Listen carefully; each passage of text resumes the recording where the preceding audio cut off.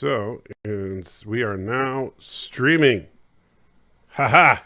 Ha ha ha. Hey, guys. So, finally, better late than never. So, Lore is live. He hasn't died. This could be pre-recorded. That's true. Oh, and if you're hearing I forgot to mute. I knew I'd screw something up. Forgot to mute the sound on there. What did you forget now? Oh, nothing. Just the ad started playing on the live stream when it was playing back. So I have so sorry. Can't take you anywhere. And you know how it is. It'll probably be skittery for a couple of minutes before it settles in because crappy computer. Still waiting for Ashurion to get me my main computer back, but knowing Ashurion, it'll take him another month.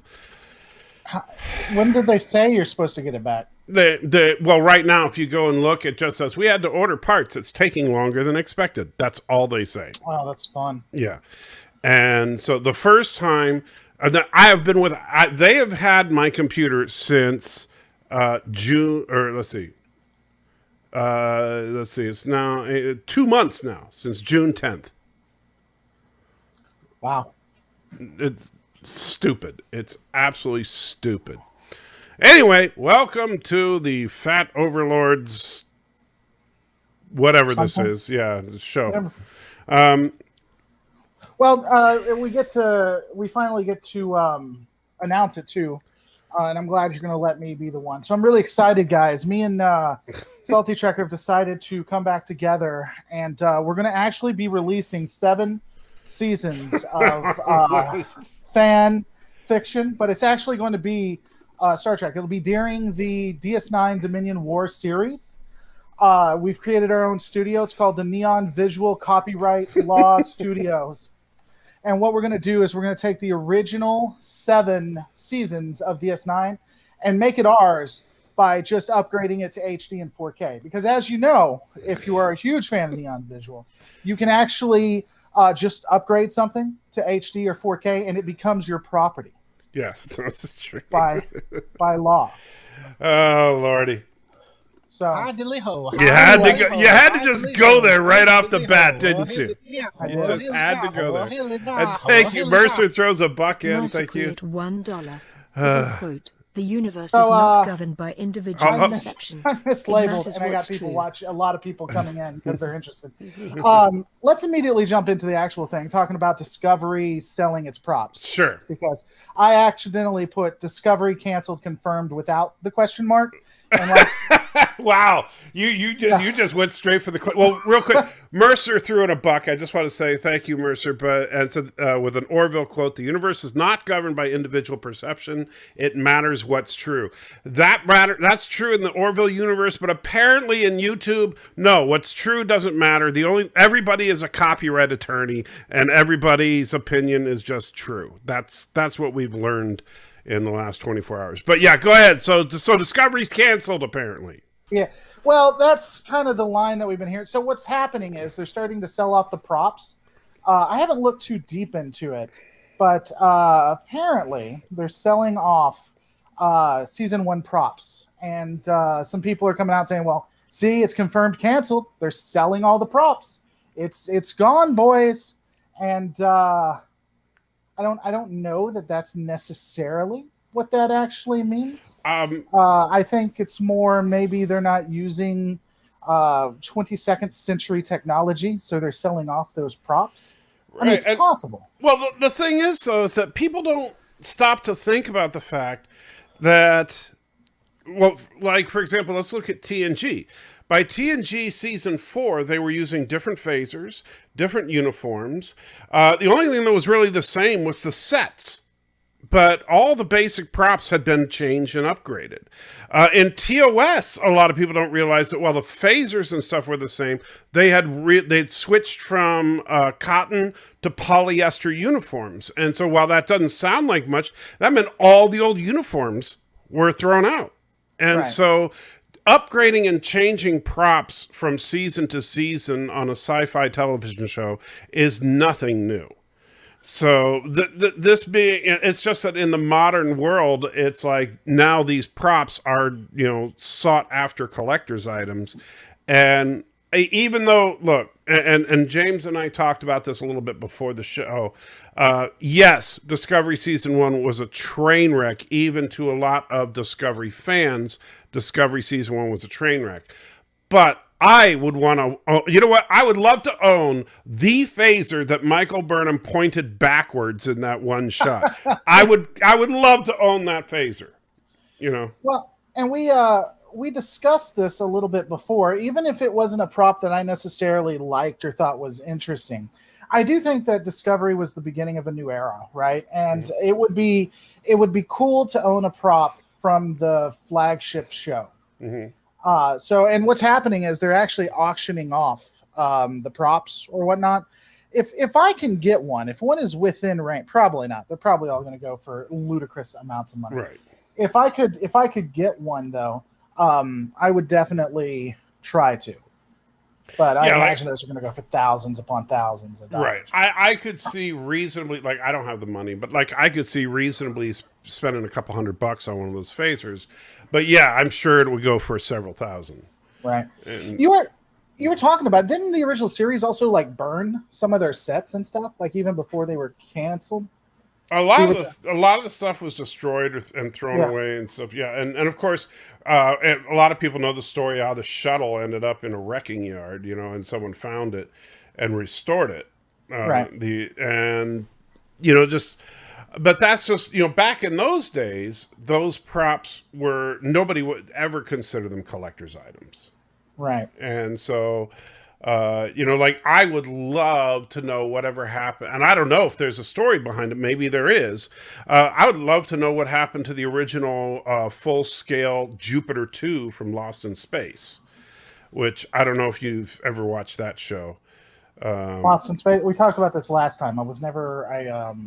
I didn't get too far into it. I didn't watch the original. I saw the movie. Right, which is like, you know, decades after the original series. Right. The original series aired, was actually, if I remember correctly, predated Star Trek, and then for the first season at least. Right. But the Jupiter 2, they built a 1-to-1 scale set piece of, and it's basically a flying saucer. Right. And so I would love to know whatever happened to it. Yeah. I don't know. The only thing I hate about this whole Discovery, if this is the beginning for it and it is canceled, and I swear to God, there was somewhere that they said they were only going to have 3 seasons. I can't find it anymore, but I swear that was in the media somewhere. But what's going to happen, which is annoying, is people are going to say, well, I'm back.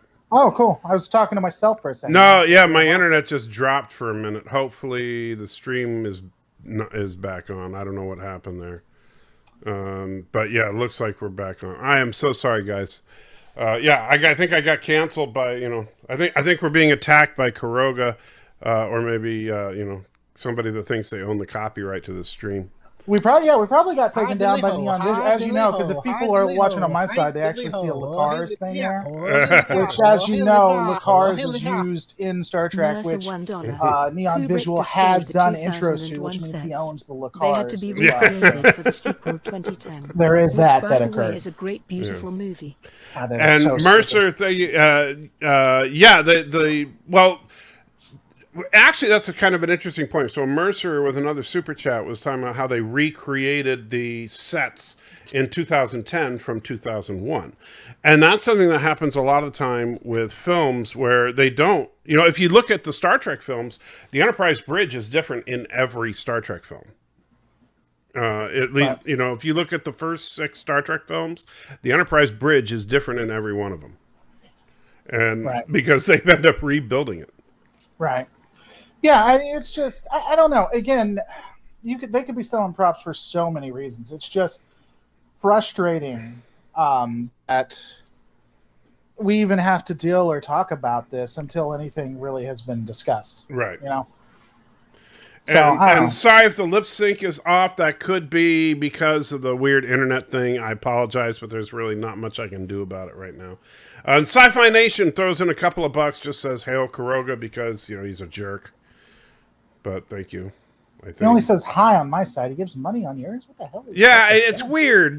People like to give me money because, I don't know, maybe because I'm an old man that's, broke and sick and all that. By the way, speaking of broke, get this. So, I got a prescription for a new medication that's supposed to help with my MS, which is awesome. Guess how much my copay is for it? I don't know. Probably less than what I pay. Well, how much is it? $1,035. Hail Corona. Really? Yes. That's your copay. Wow. That's what they want me to pay for it. Now, they have a copay assistance program, the manufacturers of the drug. So I'm applying for that to see if I can get some help.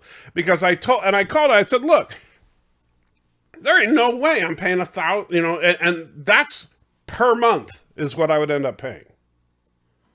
And I'm like, yeah, that ain't happening.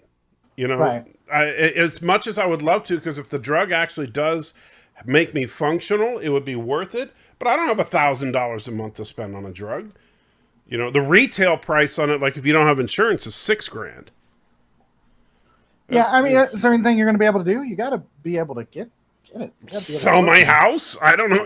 That's its option. Yeah, I don't know. We're working on it. We're applying for the help, but we'll see what happens because we got to get the drug somehow, and we don't even know if it's going to work. Right. But we'll see. Anyway, but we just found that out today. Anyway, but yeah, I would buy a prop if I could afford to, but yeah, it's well, what you need to do, I think we found the reason you use your copay. You eat up the money, and then you start selling that stuff. I think I think we found how you're going to afford those props. So sell some of the drugs, and because that stuff has got to give you a good buzz if it's $1,000 a shot. So I do have a question for you that I think is interesting. It looks like when you look at Discovery season 4, they are going back to a little bit of exploration. Are you going to be watching and hopefully? Oh, I will watch it. I will absolutely watch it, and I'm hoping for the best. I mean, it does look like we got the problem is, I think that Discovery. I think there's a couple of problems. One is I don't think the serialized format works as well for Trek as it does for Star Wars. I think episodic tends to work better for Trek. Because it doesn't lend itself to, because with Trek, they end up getting into these big, overly dramatic, let's talk about relationships, let's talk about the feels, rather than let's talk about exploring the universe and the human condition and mankind's boundaries and stuff. Instead, it's, oh golly, I missed you, and let's cry and hug and have ice cream. And that's just not good adventure. Right. And so I think that's been a problem, but I will definitely watch it and hope for the best. I mean, I've watched the last 3 seasons, and there are things. There it is. Sorry, it dropped again. Oh, I see it. And can you see me? Maybe. I see you frozen. Oh, do you not hear me? Okay, now I hear you. Yeah. That was fun. That's what I thought. Yeah. So anyway, I've never been really all that impressed with the argument that they cry a lot. I mean, I could find things that happen in TNG, the original series. I mean, how many Nazi planets we're going to run on, or gangster planets, or what? I mean, there are all kinds of consistent annoyances that occur.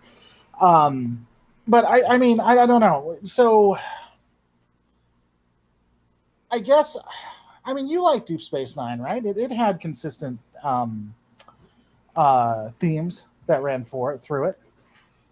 It had, don't you think? It had themes that ran through it, but it wasn't purely serialized. Well, the last 6 episodes were. Do you think that was weak? And I think the last 6 episodes were weak for the series. In fact, I think and that's something you saw the video I put out today or yesterday. The Pa race, in my opinion, was the weakest storyline they came up with. And I think that the whole thing with Kai Wynn and Gul Dukat and their little relationship at the end of the series and stuff was absolutely beyond stupid. And the fact that they kind of ended Deep Space Nine like it was a freaking soap opera was ridiculous. And I think that season 7 is a grand example of what happens when writers run out of things to do. Okay. So that's just my opinion. I know that some people like what happened in season 7. I'm obviously not one of them. But I think that season 7 was more like Star Trek Discovery than the rest of Deep Space Nine, in that it became kind of very soap opera-y, more focused on the relationships than what was going on. And look, Sinatra City Convention has donated Sinatra_City_Convention $1. Good news, Mr. Crawford. The convention has been extended for 6 Keep them entertained. Keep them We are entertained. still waiting for you to accept your VIP dinner and autograph session. Thank you very much. And for those of you on Laura Reloaded's channel that couldn't hear, it says, good news, Mr. Crawford. The convention has been extended for 6 weeks. The Star Trek Discovery Convention. We're still waiting for you to accept your VIP dinner and autograph session, which I've already told the Sinatra City Convention I will not be accepting. I don't know why my internet is cut in and out a couple of times. I apologize. My internet sucks. And the funny thing is, I actually have really good internet most of the time. I don't know if it's because of the Crapmaster 2000 computer or if it's actually a problem with my internet. I got to figure out.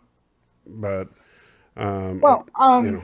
I guess again, I don't know. I think that you like the Borg though, right? Because that's a consistent arc that runs through. It's just not right next to each other. There was at least the Borg is a villain. There were a 2 to 3 episode build up before Best of Both Worlds, and then you had Best of Both Worlds, which were right next to each other. You had, and then that ran as First Contact. You had one episode. Well, 2 episodes if you count Neutral Zone. So you had more than Neutral Zone. You had Neutral Zone and Q-Who. And then there was another one that involved the Borg. I'll bet you money there was. Hold on. Maybe I'm wrong. Yeah, I'm pretty sure you're wrong on that. Okay. Does Discovery have a warp core? Yeah. Okay. That's what I thought. That's what I thought. I thought. So to answer your question, CDJ, the warp core, the Crapmaster 2000 is barely holding up.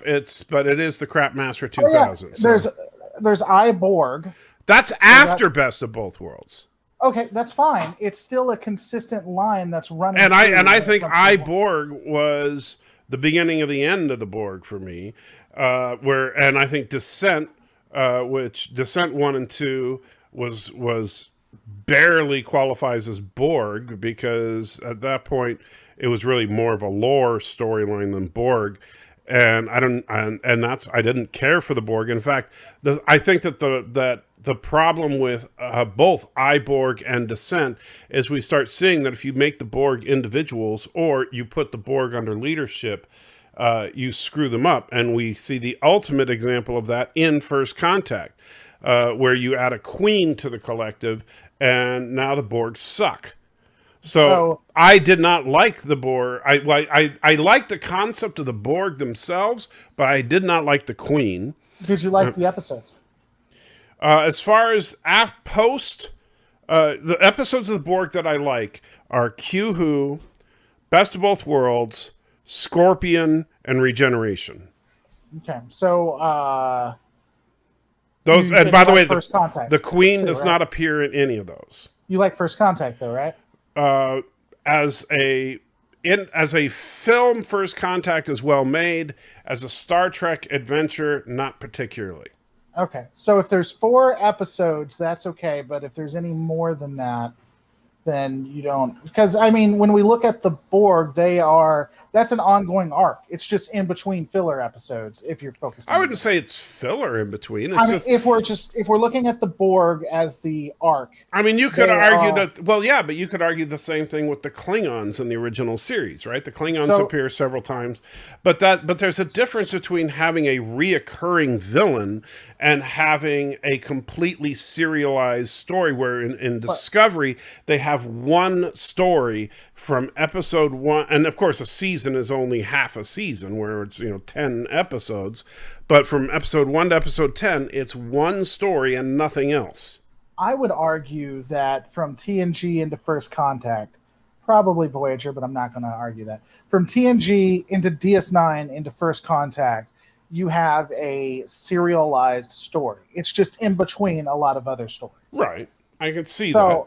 But I mean, so there is serialization there. It's just like spread But that out. doesn't make a single serialized story good, because spreading it out over time builds up that anticipation of the next time you get to see the Borg. Like if you see the Borg every week, then seeing the Borg is not exciting. And that's also one of the reasons that Voyager kind of screwed the Borg, because they started bringing the Borg in all the time, and so the Borg became less and less exciting because, well, if you can beat the Borg every week, they're not particularly threatening.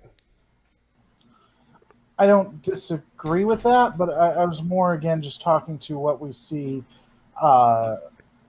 with TNG and the DS9 and First Contact, because I think they screwed it up with Voyager. I agree that the less mysterious they are, the less interesting they are, especially with the Borg. Well, that's why I think the Queen was a huge mistake. I think I understand that that wasn't their original intent, that the studio was making sure. My internet froze again, so that's, you gotta love it. So when you hear me say wait and wait and wait, means I think everything's frozen, just so you know, if you heard me say that.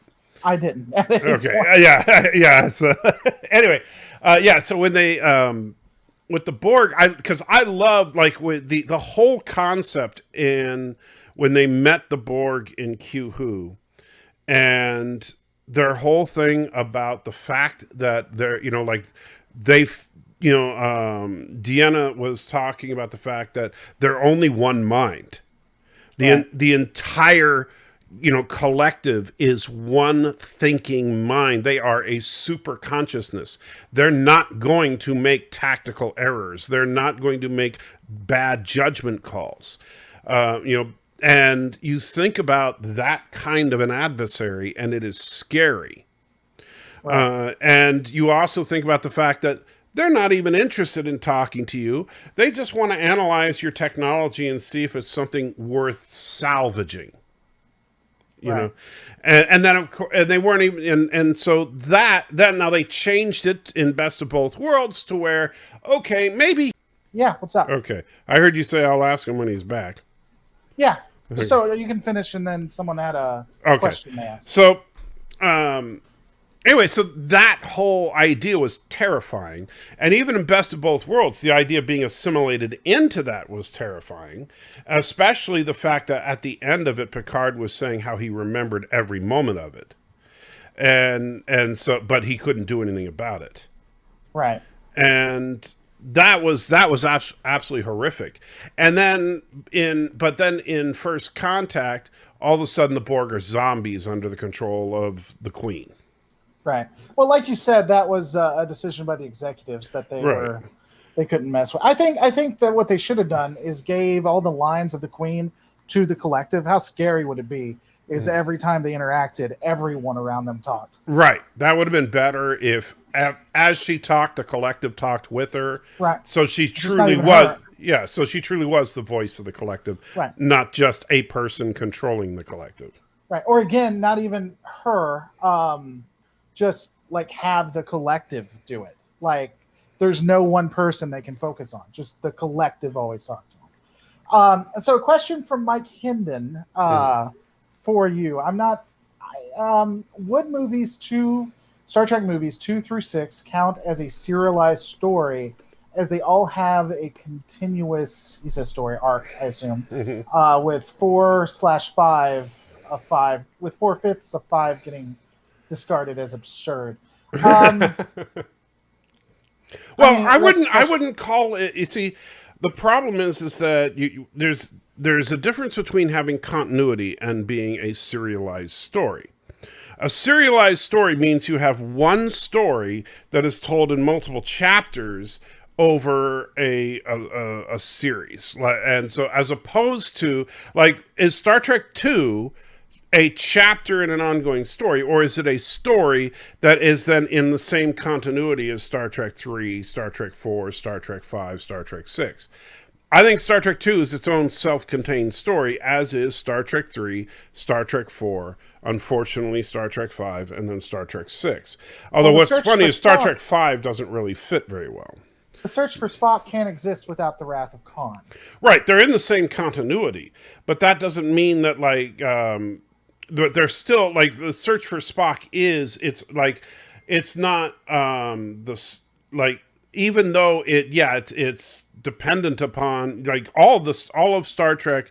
Even it's kind of funny because even in the first few episodes of Trek, it just kind of assumes this stuff even though you don't. Like Star Trek from the very beginning, except for in TNG, when this became more important in the 80s than it was in the 60s. In the 60s, they just kind of, he's Captain Kirk. He's the captain of the ship. You'll catch on. And so they just kind of always assume you already knew this stuff.